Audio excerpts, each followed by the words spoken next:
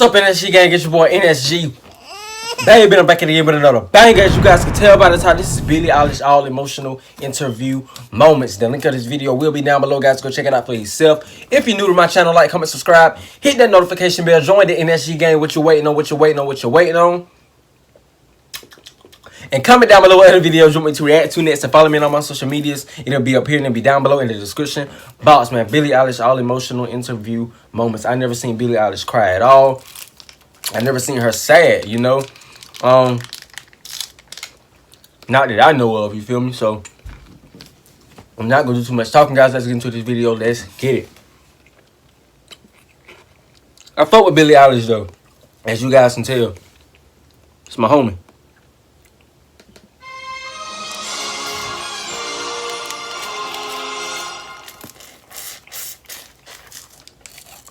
Let's talk about Ocean Eyes. How did this song come to be? So my brother wrote it, and he kind of just came into my room one night, and he was like, I have this song, and I want you to sing it. I sang it, and it was like weirdly exactly what I was going through at the time, which was weird. I felt like he like jumped into my head and like wrote a song that was from my brain, and I just kind of fell in love with it. Ocean Eyes was about something you were kind of going through at the time. What were you going through, and how did it come out in the song? I was really into this boy with this curly brown hair and these deep blue eyes. Whenever I looked at him, I just like got lost in his ocean eyes. I really, really hate myself. You know, you can feel so unbelievably lost and horrible and like you're nothing and you're invisible and for no reason at all, which is almost worse than having a reason. It's the way that my brain works, and it's like, you know, Billy, what's wrong? I don't fucking know. Like, me, that's what. And it's like, who hurt you? I'm like, whoa. Ugh. Don't be so sad. It's such a waste of time. Ah. I didn't live up to that then, and I still haven't lived up to that. So, it's good advice, though. It is a waste of time, dude. Ah. It's ruined so many things that could have been amazing because I was sad. Dumb, but whatever. Stuff. I just think, like, you guys are 14, right? Yes. When people are like, this is how I interpret it, is like when I have a song about, I don't know, being sad, feeling horrible, people are like, well, how have you felt like that? You're 15, and I'm like, come on. Are you joking? Like, have you been 15? It's I don't know if you guys know. This age sucks. But if you were to ask me that, why so sad? I don't know.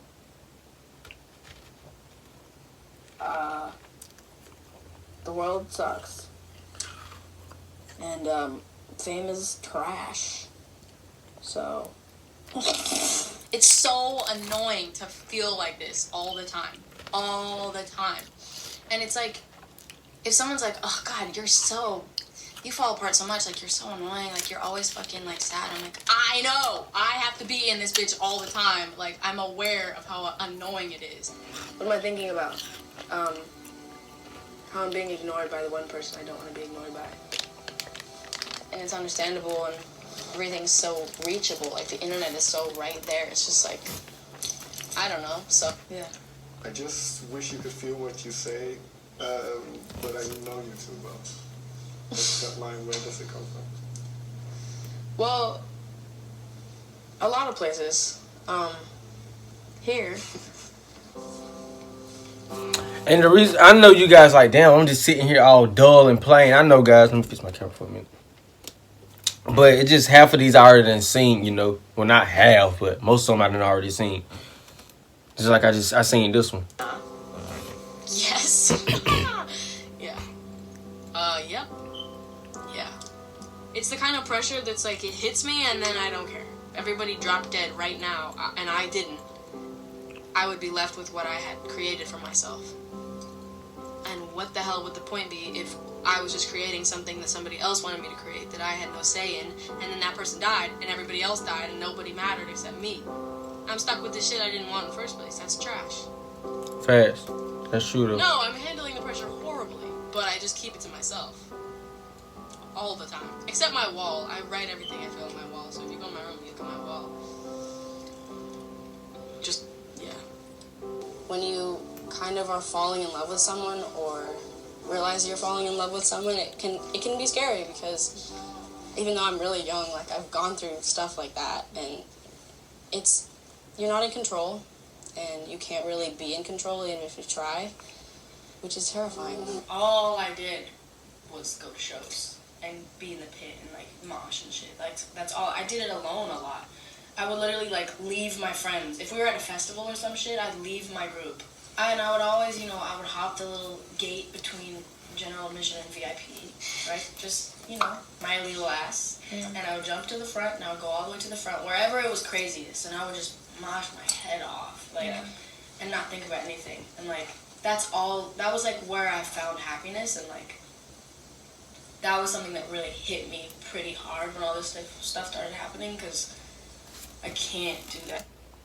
And one thing too, y'all gotta understand, like, at the end of the day, people think just because you're a celebrity, you can't be sad. They expect for you to be happy all the time. You gotta understand, there are still people, you feel me? There are still people. Everybody still feels sad. People still feel alone. All that, you know. People still feel all of that, you know. Anymore. Like, I just can't. And like, you know, I could wear disguise. It's not the same. I You can't just do wanna it be as yourself. me. Yeah. I'm not trying to, you know. So I don't know, but it is what it is. Like, I can't complain. You know, as many people can try to help me and, you know, talk to me and whatever, but it's like it doesn't change anything. The only person that can change the way that I feel is me. Facts. And that's not. Even though I already seen this, I but don't she's feel telling she's saying some real true shit. telling you why I feel like that. I just feel like if I say it out loud, it's the same with like people. I feel like when I was younger, if I liked a boy or whatever, like I wouldn't tell anybody, because if I told them, then it would make it true, and then something would have to go wrong. Like that's just how it's been always. So it's like if I say like, hey, I really need help. I'm not okay. I need someone, which is what's going on in my head. It's not gonna do anything but make me more aware of it and make me want to drown in a pit of lava even more. So letting myself be mistreated for a long Hey, comment down below you guys' biggest regret. I had no idea. If you want to, you know. Not really. Yeah, I was really mistreated, and then I just realized I was better than that, and since then, I feel like I've just grown to know my worth, I think. It's taken a minute, and I don't think I'm there yet, but I'm getting there. Fast. Billie Everything was so takes hurt. time. Everything. I was so hurt then, man. Shit.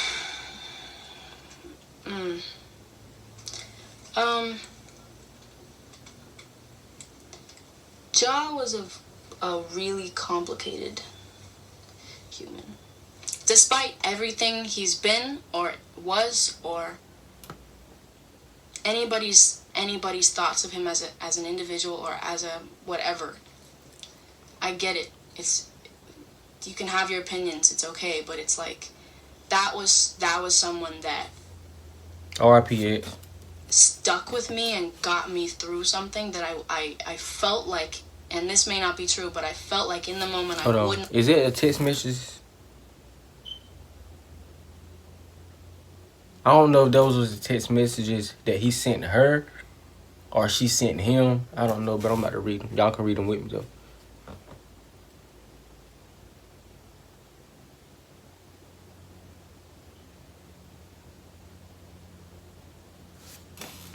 Not have gotten through if it weren't for him, and he didn't even know. He hit. It's really weird to talk about because I don't think he was human, to be honest, and he didn't think he was human. I remember him telling me once, he was just like, "No, I'm not human. You're not human. We're both aliens. You know, we're not on this earth, really." And it's like he would always say crazy shit like that, and I would always be like, "Man, shut the fuck up." But you know, he was a goofy ass dude, but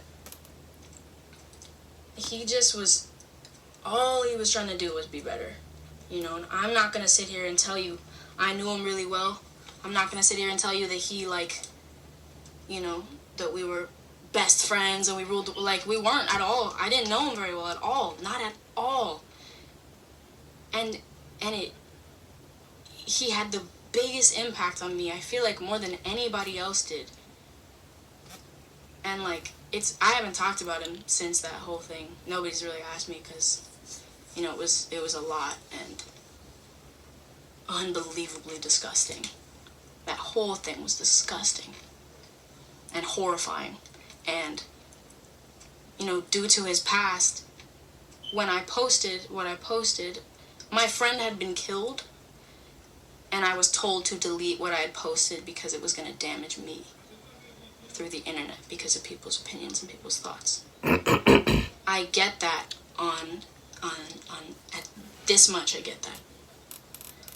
But what I feel like the main thing that I realized was, like, nothing matters at all between life and death. Nothing matters. The internet, fucking trash. The fact that, like, I don't know, and it's like, it's fine, they were just trying to protect me because the world has a lot of views and a lot of opinions, and I get it, and it's whatever, but it's like, dude, that was my person. That was my person. And he was a lot of people's person, you know? It's like insane to, like, see now because I just see the impact that he had on people and the impact that he had on me, and I barely even knew him, and that's insane. That's unbelievably insane. And people that didn't even know him, the impact that he had on them, you know? Like, oh my God. He was like a beam of light and just tried to do everything for other people. That was like the most selfless kid I've ever met in my life. Hands down. He'd text me like every day if I was okay. He'd call me and be like, hey, I'm just checking in if you're good. Who does that? I think I know way too much already. Way too much. I think I have seen more than anyone my age should see. Facts. I don't know. Yeah, I know too much. I definitely know too much about the industry that I'm in, about the people that I used to know, about the people I know now. Facts. About myself. I will never know what you're thinking right now. Ever. Even if you tell me, I still don't know because you could be lying. Only you know the way that I break. No matter how many times I tell people, it's this, it's that. It's nothing. It's something. And it's up here. It's called Why Did I Write This? Let's see. Everybody knows you and I are suicidal stolen arts. You and I should not be together. Alright. There's no good that's gonna come out of this for either one of us and the people around us. Is that from a specific moment as well in your life? Is it true? No. We were sitting in the studio. I was a wreck. I was a wreck. I was like, I think I was like crying all morning like a fucking little bitch. Oh, just like some big pool of darkness. But I'm like not though. And it's like I'm just taking my agony and things I go through and making it into art instead of like Holding it in all the time. jumping off a roof. Yeah. You know? And like that's, I don't know, it's just like I don't know, I love my job. I love it. But there are also parts of it that are like more miserable than you could possibly imagine and make me want to quit. But no though. That's like, you know what I'm saying? Like it's not that though. There's moments like that. It's like if you're on your fucking period and then everything seems like... Everybody's like, I just want to die and chocolate and like, oh, this is never going to end. That's what it's like. Yeah. There are parts of my career that feel like I'm on my period sometimes. I'm looking in the mirror and I'm saying this all to myself. You know, it's like... It's weird because that song I'd say is... You know, I write a lot of fictional stuff and I write a lot of stuff that's just storytelling because it's fun, but... That's a song that's kind of, I think, the realest and the closest to, you know, what's really how I feel inside and what I felt for my whole life, really. And I think it's one of those things that's like everyone's looked in the mirror and not wanted to be the person in the mirror. Everyone. You know, you can be like the luckiest person on the planet. You can have all you want in the world and whatever, and no matter if you're happy or sad, you can look in the mirror and not want to be that person. The music industry, man. We're all sad as hell. All these artists, we're sad as shit, dude. Everybody I know that's an artist, we are sad motherfuckers. That's the way it is. Someone was asking, like, if it's, like, what's, like, how much of it's miserable and how much of it's not. And I was just like, it's 50-50.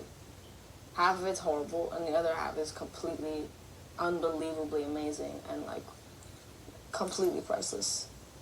So, it's okay to do the trash. And that line is basically like, you know, there's all these perfect people, and nobody's perfect, but perfect people around me, and it's like, well, what's wrong with me? Dreams and, like, what I was just saying about, like, things that happen to you while you're sleeping, while you're whatever, have always been a very big part of my life, like, intense part of my life. Like, since I was little, like, I always have dreams every single night. And I remember, like, I've had a lot of times what's happened is, like, I'll have a dream about whatever, and then it'll happen the next day, which is really creepy to me. And it's also caused a lot of, like, paranoia and panic a lot, because then, since that's happened before, where I have a dream and then it actually, like, happens, like, then I'll have a really bad dream, and then the next day I'll be like, this is gonna happen today, and then it doesn't. But so, you know, I've been paranoid all day. Like, I remember having a reoccurring dream where I was at a meet and greet and I get shot in the head by this one guy, and I know exactly what he looks like, I know where the room is, I know what it looks like, and I feel like it's gonna happen. And that sounds, like, really dark, but I don't know. I feel like my dreams always happen, and it's caused a lot of, like, issues, because I think a lot of people around me know that a lot of my dreams happen, so we kind of we try to, like, stay away from things that are similar to the dream. But you do dare to talk about it, because it's also scary. Yeah. I think when people hear remember to take care of your mental health, they think that everyone else is, and that's not at all accurate. You know, for me, I'm trying to learn still to make sure that I stay okay. You know what I'm saying? But I just answered like 40 questions in one. That's great. Sometimes you don't even have to say anything to someone for them to know they understand, and they don't have to say anything to you. Sometimes it's about a hug. It's about somebody holding you and telling you, not even telling you anything, that's what I'm saying, holding you. The main thing I'm trying to say is that you should keep your ears open and you should listen. And I'm just dealing with it how I'm dealing with it, and I'm trying my best. Obviously, I am not a trained professional in anything. I don't know what I'm doing half the time. But I have seen it, and I've been it. And even if it's just a little bit more comfort, that can really mean a lot to someone, because you don't know what is going on. Even in that moment, there could be something going on, and it's been like that for me. There have been certain people that have texted me right when I needed to be texted, you know, saying they loved me and that they were thinking about me, and it really means a lot. If you or someone you know is struggling with mental health, you can get more information at seizetheawkward.org. Okay, guys, that was Billie Eilish, all emotional interview moments. If you enjoyed this video like I did, give this video a thumbs up. That's true, though, you know. A lot of people go through shit. Celebrities, tattoo artists, you know, guitarists, everybody, you know. A lot of people go through a lot of shit, you know. A lot of people go through a lot of shit. Just like she said, people be having moments when they were getting ready to just kill themselves. Then they get a text message telling people saying that I love you, I miss you, I was thinking about you. Just like she said, that's true. You know, that's very true. And like I said before, you guys know, I'm pretty sure I told you guys I struggle with depression and anxiety, so, and suicidal thoughts. But I'm not suicidal or nothing like that. I mean, I'm not trying to like down talk nobody or nothing like that, you know. But you know, that's true though. You know, if you know somebody that need help and you know somebody that's actually trying to get help and they're trying to change, encourage that. Encourage them to keep moving forward. Encourage them to keep doing right in life. You know, because there's a lot of people in this world that say they want to see you do good, but they really don't. Always remember that. So I hope Billie Eilish is doing well. That, you know, I really hope she's doing well. Anybody in this whole entire world, any of you guys that struggle with depression, anxiety, or any mental illness, I love each and every one of you guys. I love each and every one of you guys. So that being said, N.S.G. gang, N.S.G. baby. Y'all still work. God bless. Love y'all. See you on the next video. Bye.